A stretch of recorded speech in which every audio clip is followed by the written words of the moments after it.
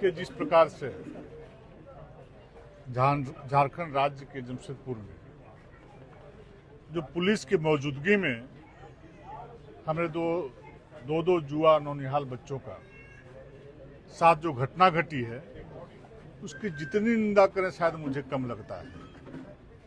जहां पुलिस मौजूद हो, अब पुलिस के सामने चापड़ से अपराधियों ने जिस प्रकार से बच्चों के साथ हमला करने का काम किया, एक जुआ की मौत हो गई, एक जुआ जीवन और मौत से जूझ रहा है,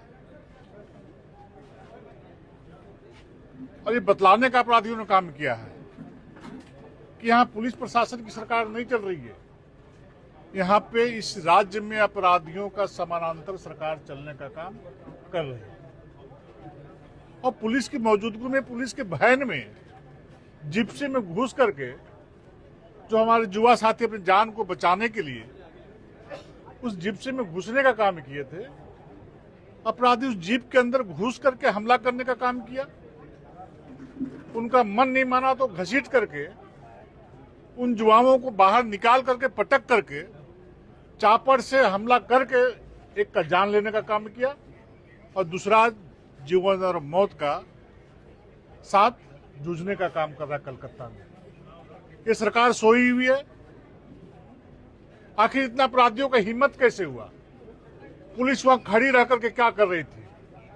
वो पिस्टल जो उनको कमर में चिपका हुआ दिख रहा है, क्या शो कर रहे थे पिस्टल का?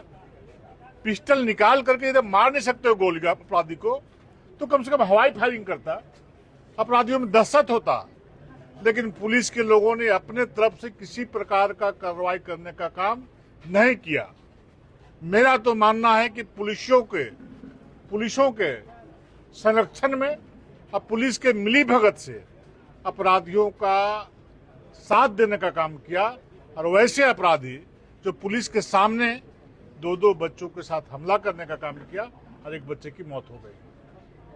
मैं सरकार से मांग करना चाहता हूं, वैसे पुलिसकर्मी जो उस घटना में वहां पर खड़े थे, उन पर 302 का मुकदमा सरकार दर्ज करने का काम करे, उनको जेल के अंदर भेजने का काम करे, उनको फांसी की सजा देने का काम करे, ताकि किसी पुलिसकर्मी की इतनी हिम्मत ना हो कि मेरे सामने किसी की हत्या करने का कोई अपराधी हिम्मत न जुटा सके।